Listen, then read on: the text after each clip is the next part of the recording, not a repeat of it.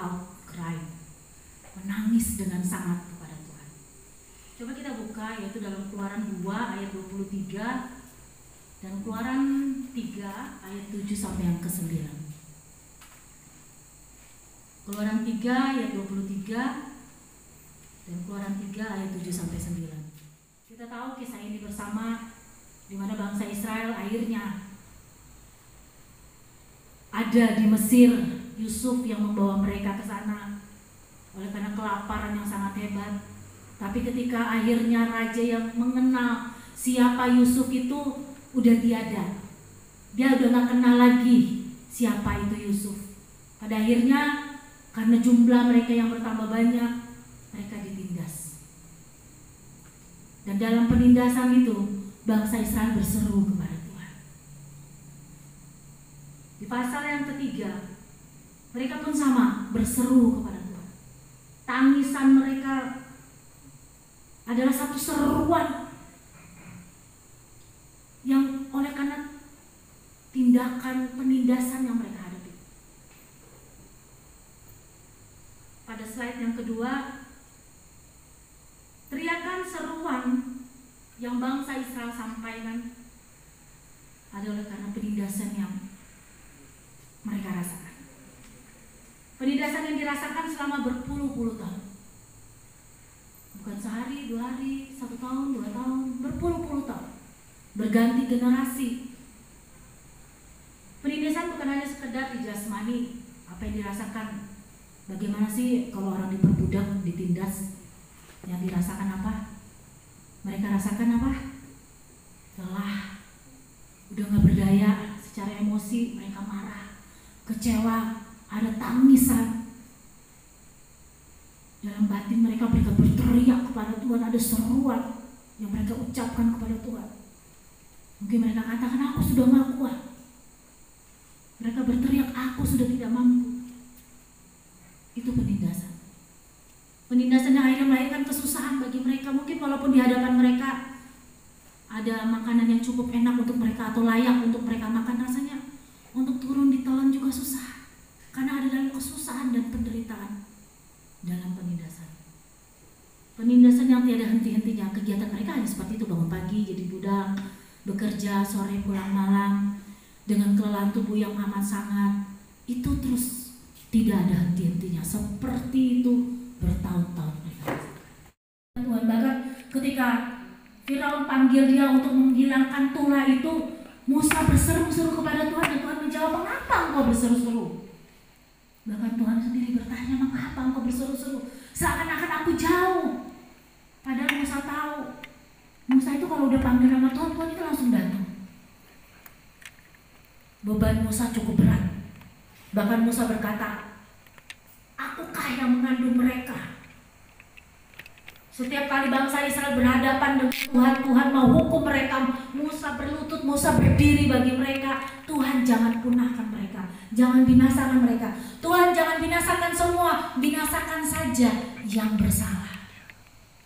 Tapi pada saat Tuhan menjatuhkan hukuman pada Musa, kamu gak masuk tanah Kanaan. Kamu sudah seperti ini, kamu begini.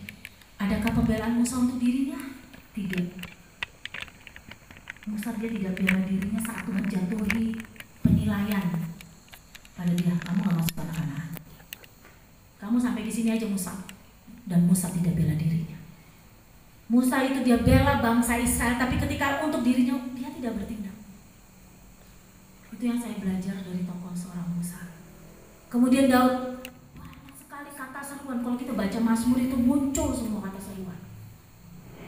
Pada saat dia jadi raja, dia seorang raja, dia punya panglima, trimira yang hebat. Dia perang menang, gak ada yang, mungkin sedikit sekali dia mengalami. Tapi sebelum dia pergi selalu dia bertanya sama Tuhan, Tuhan maju ke aku? Tuhan apakah aku harus maju? Daud lalu bertanya sama Tuhan. Tapi ternyata seorang raja pun ada rintihan yang tidak terucapkan. Ada seruan yang dia sampaikan kepada Tuhan. Terlebih lagi pada saat dia harus dikejar-kejar oleh Saul, terlebih lagi saat dia menghadapi anaknya Absalom kudeta sama dia. Dia berseru kepada Tuhan. Mungkin seruan itu tidak seperti teriakan keras, mungkin hanya dalam bentuk rintihan hati yang tidak terucap. Alkitab mencatat dua tokoh ini, mereka kerap kali berseru kepada Tuhan. Terlebih lagi mereka berseru terutama untuk Musa ya. Dia tidak berseru untuk dirinya sendiri. Juga ketika Yunus dia masuk Niniwe, dia berseru bahwa kota ini akan ditunggangbalikan.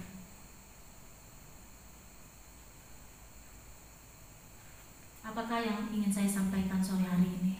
Tapi sebelum kita lanjut, next, coba kita buka Alkitab kita, Mazmur 119 ayat yang ke-71. Ini perkataan yang hebat dari seorang Daud, seorang raja. Perkataan yang luar biasa. Bahwa aku tertindas itu baik bagiku, supaya aku belajar ketetapan-ketetapan. Luar biasa ini. Saya kagum dengan kalimat ini. Tertindas itu baik. Coba, mungkin kita sekarang nggak mau. Tertindas itu berarti ada orang yang lebih berkuasa dong sama kita. Kita nggak bisa bertindak apa-apa.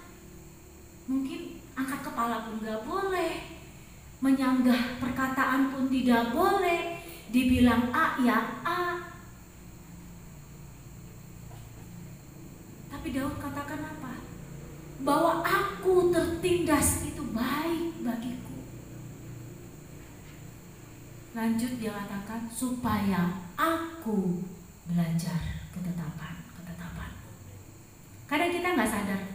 Kadang Tuhan juga bicara berulang-ulang, mengajar kita, mendidik kita berulang-ulang. Saya secara pribadi merasakan itu. Tuhan didik kembali. Tuhan buat seperti saya tuh ada dalam ketertindasan secara rohani gitu ya. Banyak hal. Mungkin ketika dikecewakan kita baik sama orang, itu bisa masuk ke dalam golongan tertindas ya. Tapi kalau kita sadar di situ ternyata kita belajar ketetapan Tuhan. Hukum dan ketetapan Tuhan. Mengapa kita perlu belajar hukum dan ketetapan Tuhan? Supaya semuanya itu berjalan sesuai hukumnya, sesuai relnya, sesuai ketentuannya, agar nggak bablas gitu ya. Ada hukum atau ketetapan dalam kehidupan kerohanian. Hukum tabur tuai. Kita percaya, kita imani, apa yang kita tabur kita akan tuai. Seperti yang Bapak Ibu Gembala kerjakan di tempat ini, menabur air mata akan tuai sukacita. Saat jemaat boleh mengalami kemenangan dengan melewati kesaksian-kesaksian mereka. Kami menabur pada anak-anak. Waktu 24 jam kami dengan mereka. Hanya punya satu mimpi. Mereka adalah angkatan Yeremia yang Tuhan akan pakai. Itu yang membuat saya kuat menangani 28 anak termasuk anak saya sendiri. Bahkan mungkin hitungan 30 termasuk suami saya sendiri ya. Suami saya, hitungannya saya juga masuk mendidik gitu ya. Apa yang ditabur, ada mimpi yang ditaruh pada mereka.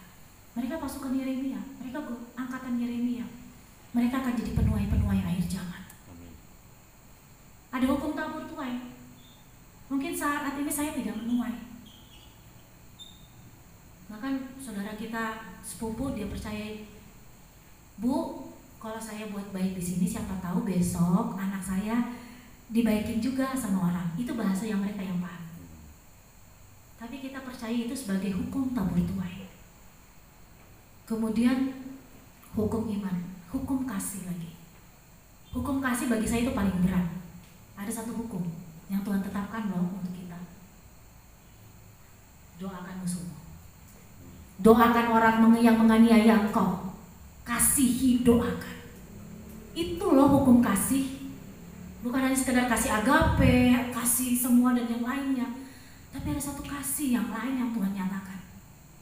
Terlebih dalam ketertindasan loh. Kasihi musuhmu.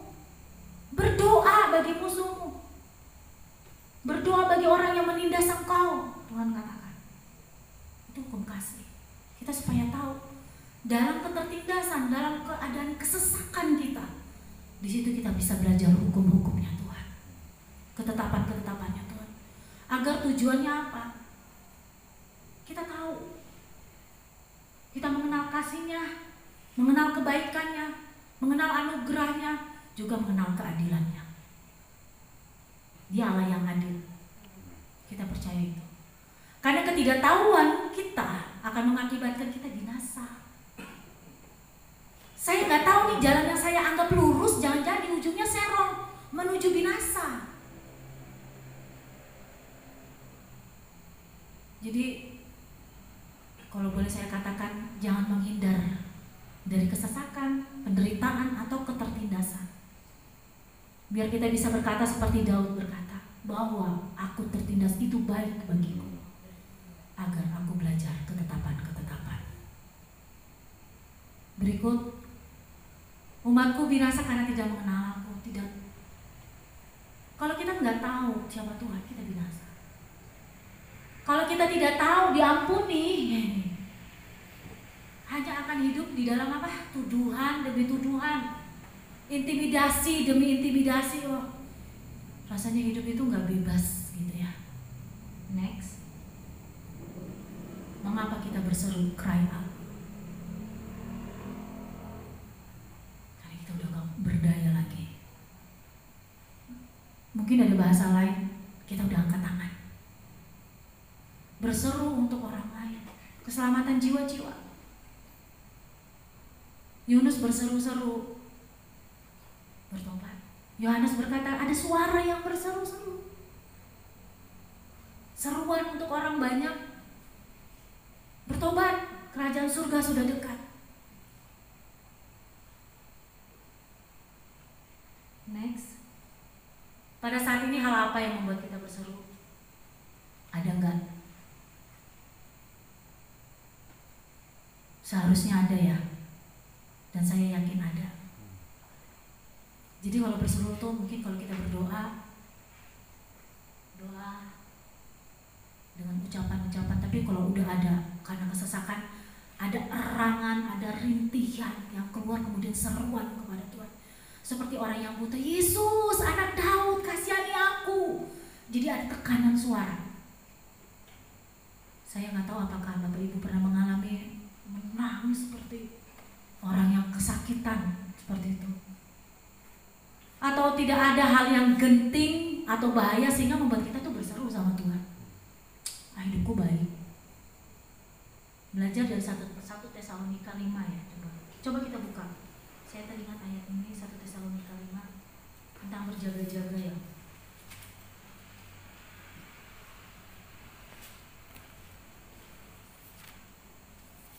Tesalonika 5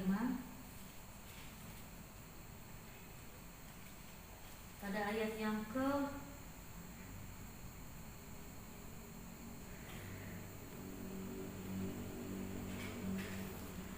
4. Ayat yang ketiga. 1 Tesalonika 5 ayat yang ketiga. Apabila mereka mengatakan semua damai dan aman, maka tiba-tiba mereka ditimpa oleh kebinasaan, seperti seorang perempuan yang hamil ditimpa oleh kesakitan bersalin. Mereka pasti tidak akan luput. Rasanya kita harus lebih waspada saat-saat ini.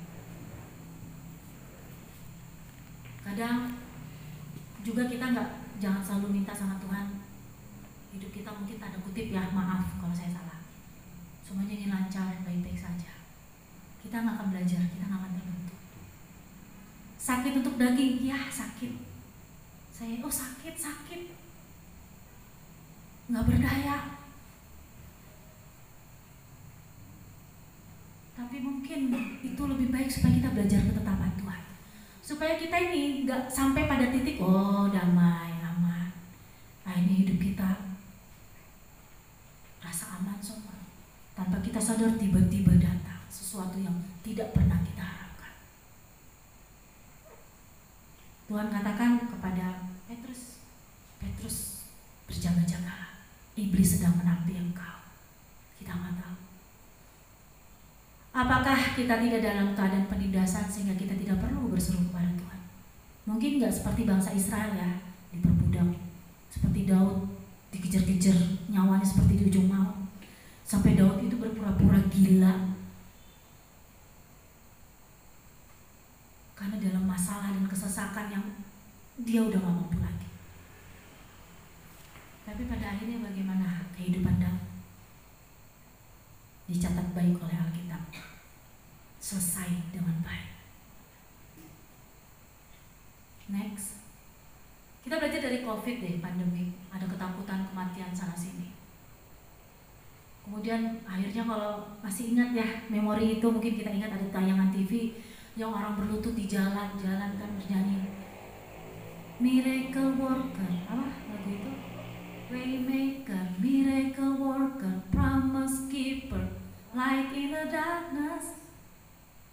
Semua orang berseru, mereka ketakutan.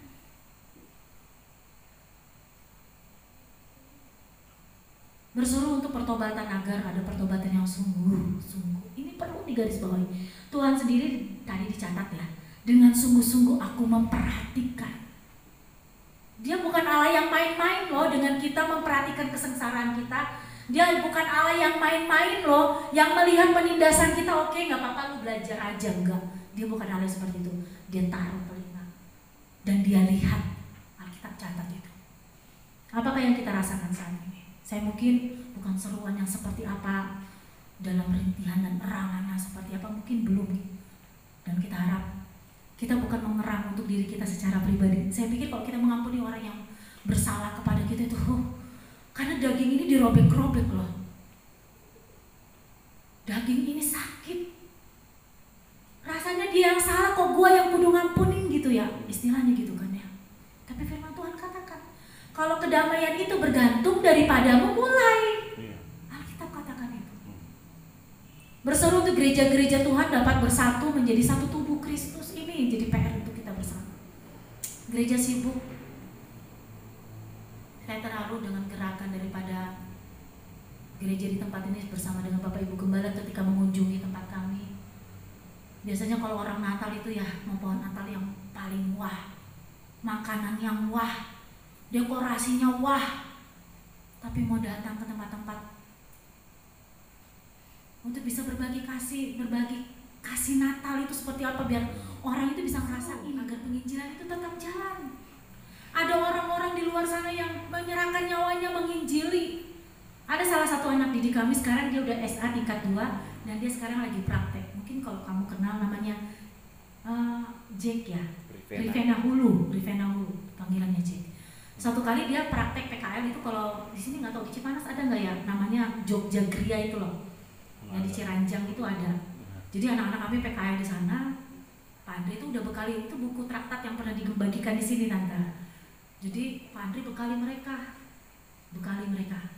Kadang saya suka aneh juga sama suami saya ini, keberanian menginjilinya tuh ditularin sama anak-anak terlalu berlebihan gitu kan. Tapi benar, itu jadi sama mereka. Jadi sebelum dia pergi, dia doa dulu. Itu jam istirahat dia pakai. Istirahat itu hanya sejam, tapi dia pakai. Dia berdoa, Tuhan kalau saya harus mati juga gak apa-apa Tuhan. Jadi kalau ke Ciranjang itu ada jembatan. Di daerah Selamat itu ada jembatan situ. Dia kumpulin tukang beca, situ banyak tukang beca, dia kumpulin. Dia bagiin traktat, dia beritakan Yesus. Berani jiwanya. Penginjilan harus hidup. Mungkin kita di sini tenang, ada orang di sana yang berjuang agar nama Yesus disebarkan. Pak Andre memulai pelayanan ini, bawa ke seluruh Indonesia. Di daerah-daerah belum ada lampu, belum ada, gotong generator, terus putar film itu yang masih yang lama itu, gotong-gotong berat-berat keliling Indonesia hanya untuk putar film tentang Yesus. Ada orang yang berjuang, kita perlu berseru untuk mereka, kita dukung pelayanan mereka dengan seruan doa kita, rintihan erangan jiwa-jiwa yang kita nggak tahu kemana mereka. Mazmur 34 ayat 18, apabila orang-orang benar itu berseru-seru, maka Tuhan mendengar dan melepaskan mereka dari segala kesesakannya. Next. Dalam kesesakanku aku berseru kepada Tuhan dan Ia menjawab aku. Ini iman kita. Ketika kita pun berseru kepada Tuhan, kita dengan iman. Tuhan, aku yakin kalau aku berseru Kau mendengar aku. Gak ada ragu, gak ada bimbang. kita percaya seruan kita sampai di hadapan Tuhan. Next. Lukas 18 ayat 38, barang siapa yang berseru kepada nama Tuhan akan diselamatkan. Ini bukan hanya untuk kita ya. Satu saat kita mau dengar juga. Mereka di luar sana akan berseru kepada Tuhan, memanggil nama Tuhan, memberi diri mereka kepada Tuhan, dan mereka akan diselamatkan. Kita akan dengar ya, TikTok yang sekarang lagi rame apa? Tuhan Yesus. Tuhan Yesus tidak berubah. Kita doakan barang siapa berseru kepada nama Tuhan akan diselamatkan. Amin. Itu akan terjadi. Amin. Dan kita orang Kristen harus berjaga loh, jangan kita yang terdahulu jadi yang terkemudian. Kita harus waspada. Jangan kita rasa damai, aman, tapi kita tertinggal, mereka maju di depan. Yeremia 33 ayat 3 berkata, berserulah kepadaku. Tuhan sendiri ngomong, Tuhan ngajak, berseru kepadaku, maka aku akan menjawab engkau. Dan Tuhan kasih jawaban, aku akan jawab. Aku akan menjawab engkau dan akan memberitahukan kepadamu hal-hal yang besar yang tak terpahami, yakni hal-hal yang tidak kau ketahui. Mungkin yang mau buka usaha, mau mulai, kita tanya sama Tuhan. Di dalam masa yang seperti ini, kita berseru sama Tuhan, Tuhan tindakanku apa? Mungkin kita yang mau SMA, mau lulus kuliah, naik masuk kuliah, mau bekerja atau usaha dan yang lainnya, kita berseru kepada Tuhan supaya Tuhan sikapkan. Nih kamu buka usaha ini, kamu mulai seperti ini. Nggak sedikit dalam pandemi ini banyak kisah seperti itu. Kemudian rumah tangga tetap hidup, dapur tetap hidup ketika di PHK.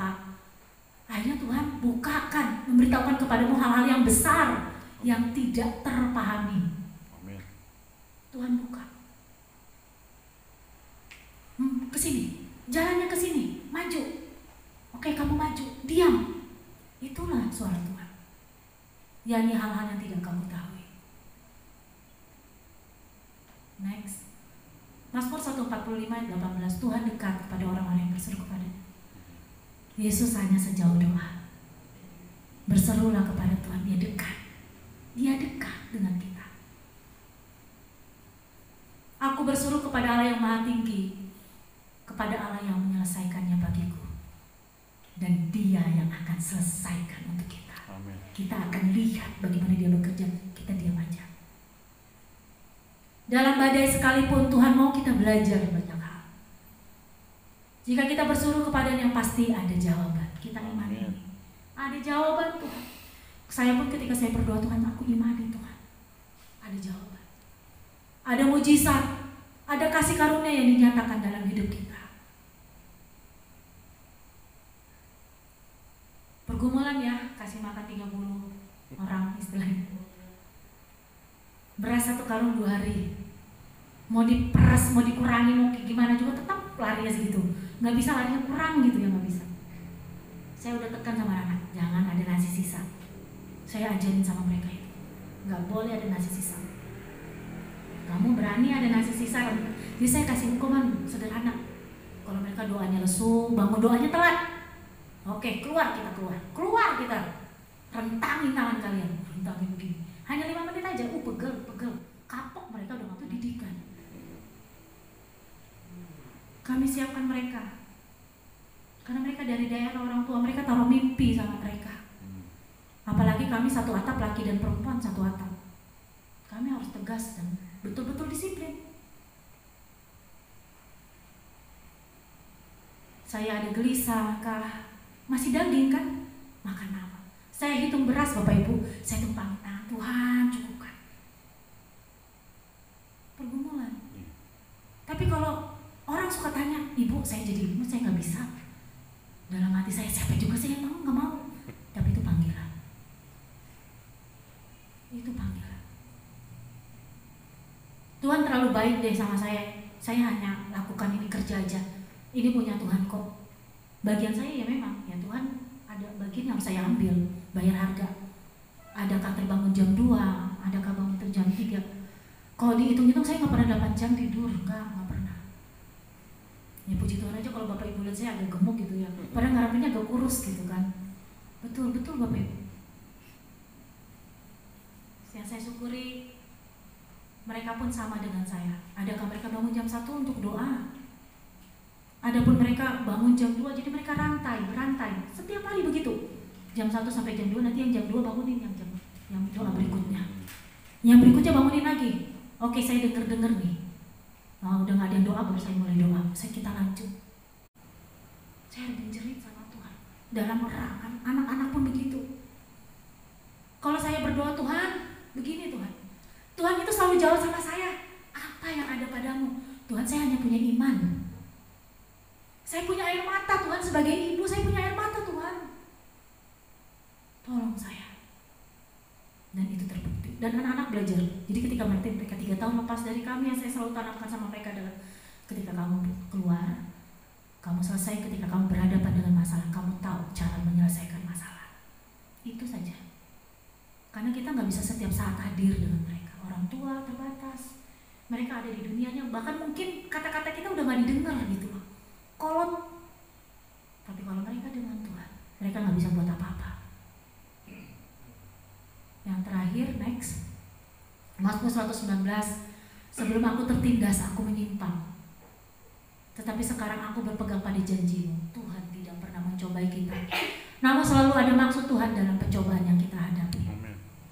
Di saat kita sungguh-sungguh berdoa, berseru dan mencari Tuhan, saat itu mujizat terjadi. Kami katakan kami saksi hidup dari mujizat itu. Tapi memang ada perjuangan. Sesuatu harus ada perjuangan. Berseru kepada Tuhan dan letakkan pengharapan kita kepadanya. Dan biarlah nama Tuhan yang dimuliakan. Haleluya. Dan saya akhiri saja slide-nya sampai di sini. Terima kasih. Tuhan Yesus memberkati kita semua. Amin. Seruan doa Bapak Ibu sekalian sangat berarti bagi gereja, bangsa dan negara, jiwa-jiwa, bahkan mungkin pelayanan yang seperti kami ini. Sangat-sangat berarti. Kami kuat, saya yakin bukan karena hanya kami yang doa, tapi ada orang-orang banyak yang mendoakan.